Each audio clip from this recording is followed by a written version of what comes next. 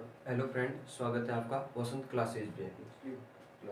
पिछली क्लास में हमने चर्चा की थी आपके संपूर्ण बोर्ड के आधारित सिलेबस पे, यानी आपको बताया गया था कि कौन सा चैप्टर कितने नंबर का आएगा और कितने क्वेश्चन पूछे जाएंगे और क्वेश्चन किस टाइप के होंगे। इसकी सारी की चर्चा हमने पिछले क्लास में की है।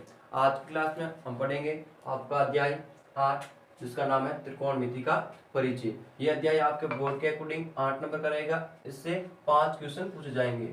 एक क्वेश्चन पूछा जाएगा 4 नंबर का और 4 क्वेश्चन पूछे जाएंगे 1 नंबर के। कुल मिलाकर 5 क्वेश्चन आएंगे इससे, और अंक बार रहेगा वो 8। तो शुरू करते हैं हमारी क्लास।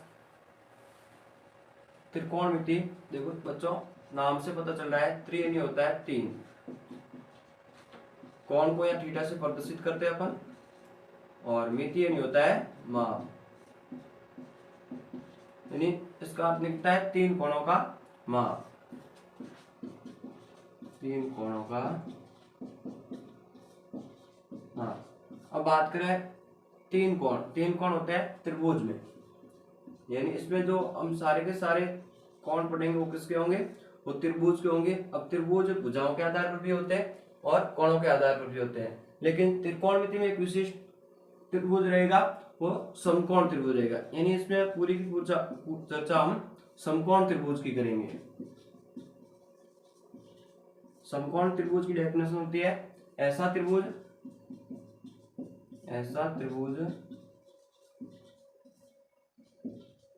जिसमें एक कोण समकोण हो।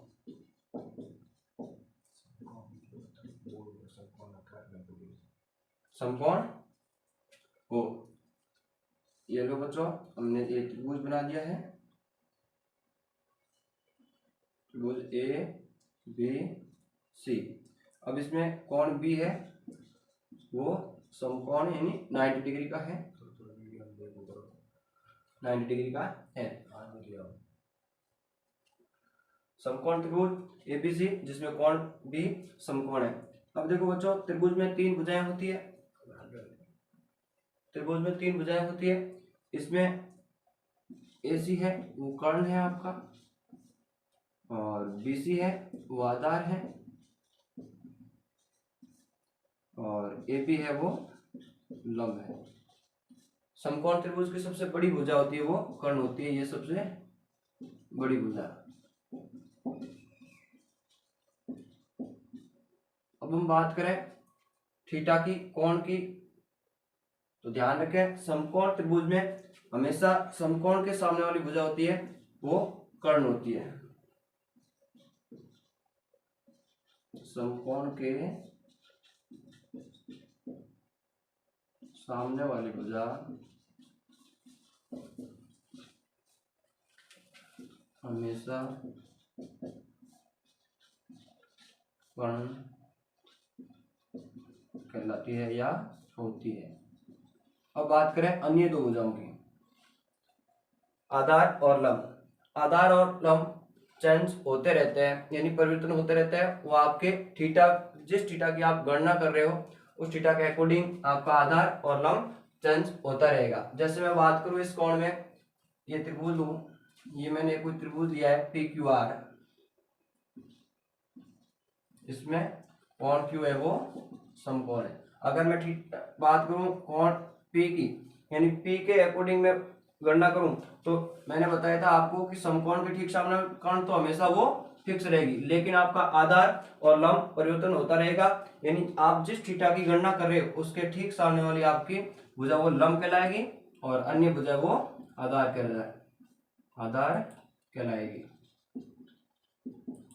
अगर मैं एक दूसरा त्रिभुज बनाऊं, इसी में मैं अगर, ये तो हो गया कोण पी के लिए,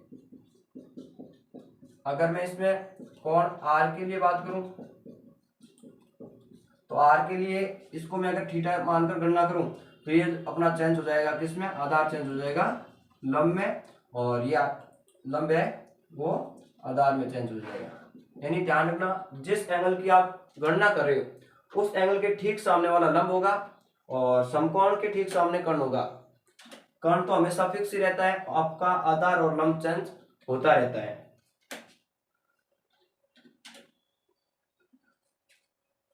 कोण आर के लिए लंब हो गया आपका पी क्यू लंब, और क्यू आर आधार, और इस कोण पी के लिए लंब हो गया आपका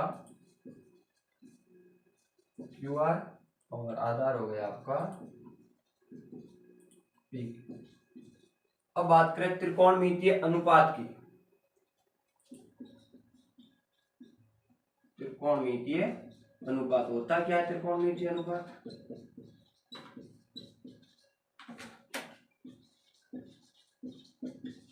त्रिकोणमितीय अनुपात की बात करें यानी त्रिभुज के भुजाओं का अनुपात त्रिभुज के कोणों के साथ, तो उसको बोलते हैं त्रिकोणमितीय अनुपात। अब त्रिभुज में कितनी भुजा होती है?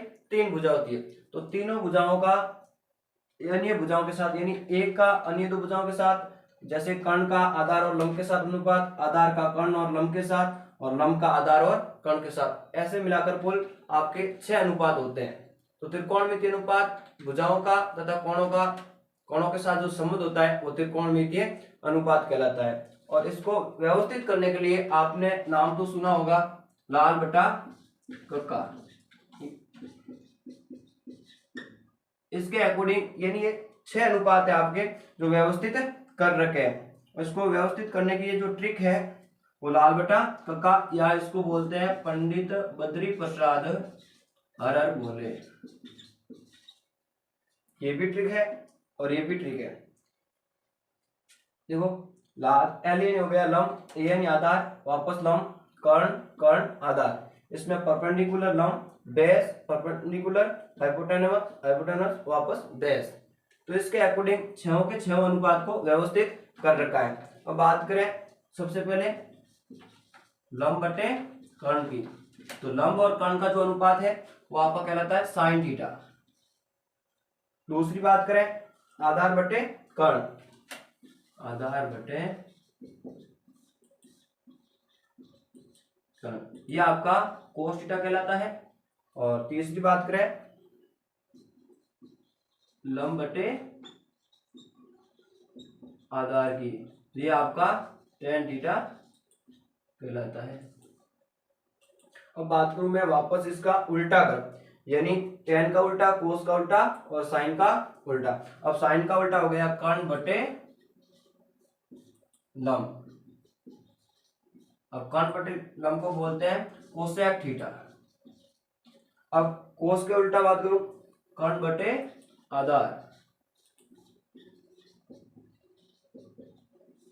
कर्ण बटे आधार हो गया सेक थीटा, और आधार बटे लंब हो गया tan का उल्टा, आधार बटे लंब, ये tan का उल्टा कोट थीटा। अब देखो ये 6 अनुपात जो व्यवस्थित कर रखे हैं, ये ट्रिक है लाल बट्टा कक्का से या पंडित बद्री प्रसाद हरर बोले, दोनों ही ट्रिक है। इससे 6 के 6 अनुपात है, यानी एक भुजा का अन्य दो भुजाओं के साथ अनुपात, ऐसे मिलाकर कुल 3 भुजा है, प्रत्येक भुजा का अन्य दो भुजाओं के साथ अनुपात वो पूरा व्यवस्थित कर रखा है। लंब बटे कर्ण का अनुपात साइन थीटा कहलाता है, आधार बटे कर्ण का अनुपात कोस थीटा, लंब बटे आधार का अनुपात tan थीटा, कर्ण बटे लंब का आधार कोसेक थीटा, कर्ण बटे आधार का अनुपात सेक थीटा, आधार बटे लंब का अनुपात कोट थीटा। इस प्रकार आपकी भुजाओं का अनुपात है, उसको sine cos tan cosec sec cot वापस ये उल्टे क्रम में लिखे जाते हैं। साइन का उल्टा होता है कोसेक, कोस का उल्टा होता है सेक, और tan का उल्टा है कोट। नेक्स्ट एडिंग पढ़ते हैं। पूरक कोणों के लिए, पूरक कोणों के लिए त्रिकोणमितीय अनुपात, त्रिकोणमितीय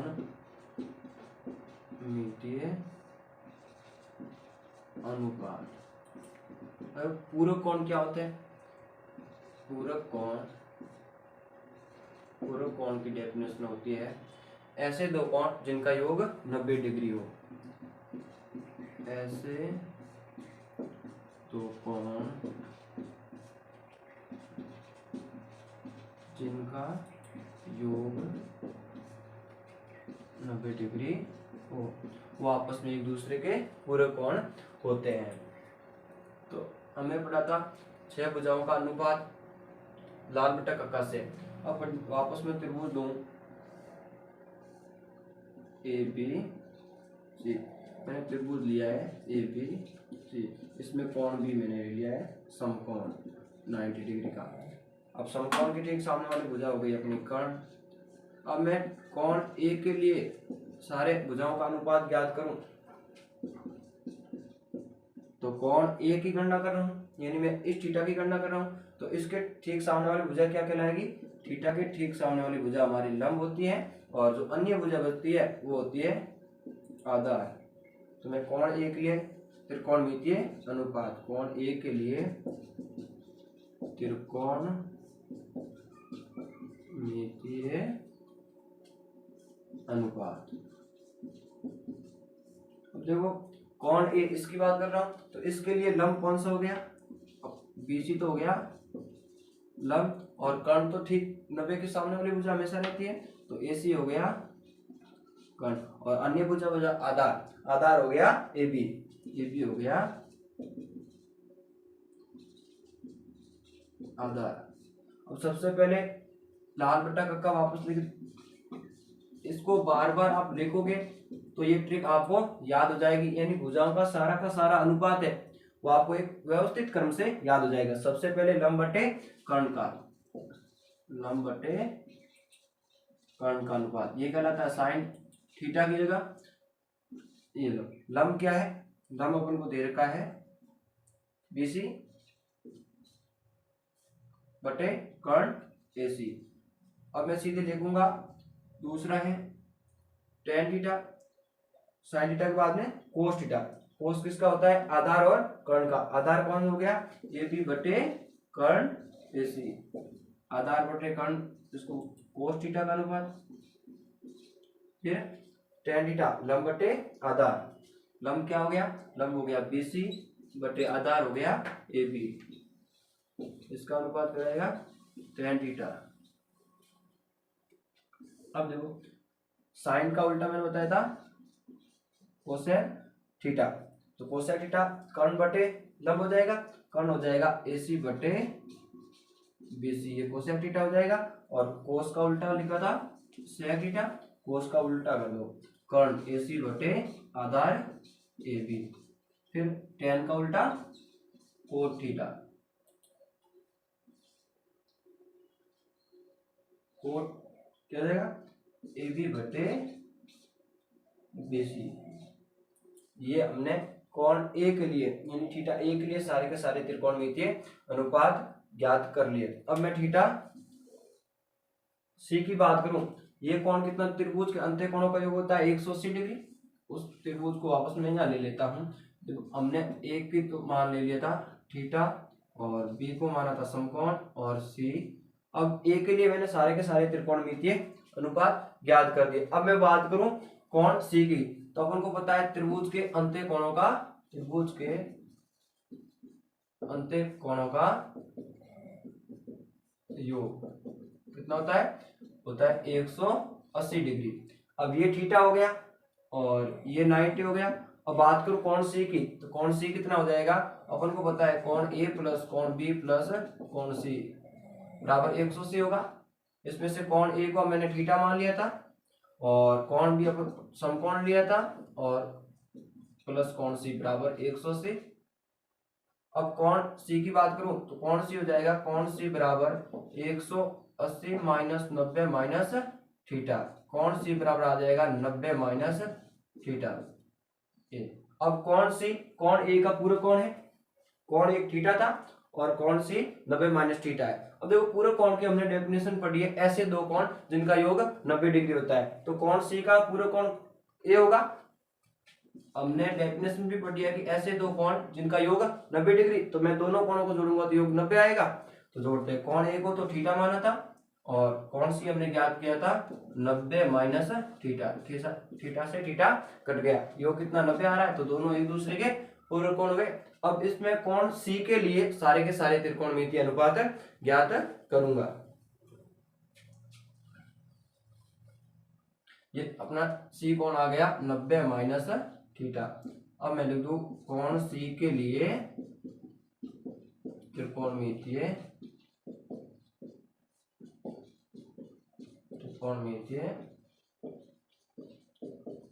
अनुपात। तो कौन सी की बात करूं तो ये तो जाएगा अपना लंब 90 के सामने कर्ण, और थीटा के सामने ये थीटा 20 की बात करूं तो ये तो लंब रहेगा, और कौन अन्य भुजा जाएगी वो आपके आधार हो जाएगी। तो सबसे पहले लाल बटा कक्का वापस इससे व्यवस्थित करोगे तो साइन थीटा, साइन सी की बात हो रही है, यानी साइन 90 माइनस थीटा की बात हो रही है। वहां तो थीटा था कोण ए के लिए, कोण ए को हमने थीटा माना था तो सारे के सारे थीटा लिखा। अब कोण सी को 90 माइनस थीटा है मान ज्ञात किया तो साइन 90 माइनस थीटा का अनुपात। साइन किसका अनुपात होता है? लाल बटा कक्का से एल बटे के का। अब इसमें लंब कौन सा होगा? लंब ये रहा, ये भी बटे कर्ण तो होंगे ऐसी। फिर करूं साइन के बाद में कोस 90 माइनस थीटा, कोस लाल बटा कक्का से ए बटा के यानी आधार बटे कर्ण, आधार कौन सा है? बीसी, कर्ण एसी।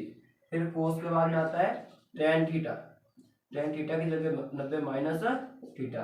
अब टेन होता है लंब बटे आधार, लंब बटे आधार। लंब कौन सा हो जाएगा? लंब हो जाएगा ए बी, लंब हो गया आपके ए बी बटे आधार कौन सा? बीसी, आधार हो गया बीसी। फिर कोट थीटा की बात करूं, कोट थीटा की जगह 90 माइनस थीटा। अब कोट टेन का उल्टा होता है, यानी कोट होता है आधार बटे लंब, तो आधार बटे लंब ये रहा बीसी अपॉन का ए बी। फिर कोट के बाद में सेक थीटा, सेक 90 माइनस थीटा। सेक इसका उल्टा है, कोस का उल्टा होता है, यानी के अपॉन का ए, कर्ण अपॉन आधार, तो यह जाएगा आपके एसी अपॉन में बीसी। अब सबसे last cosec 90 minus theta. Cosec sine का उल्टा होता है, तो साइन होता है एल बटे के, और इसका उल्टा हो जाएगा के अपॉन में एल। ये हो गया आपके कर्ण बटे लंब, कर्ण बटे एसी अपॉन में लंब कौन सा हो जाएगा? A B. अब देखो बच्चों, हमने यहाँ थीटा यानी कोण ए को थीटा मानकर गणना की, और इधर इसका पूरा कोण जो 90 माइनस थीटा होगा उसके सारे के सारे त्रिकोणमितीय अनुपात ज्ञात किए। तो ये आप स्क्रीनशॉट ले सकते हो इसका, या प्रॉपर तरीके से नोट्स बना सकते हो। इससे आगे पढ़ेंगे अपन नेक्स्ट क्लास में, तो हमारे साथ बने रहिए।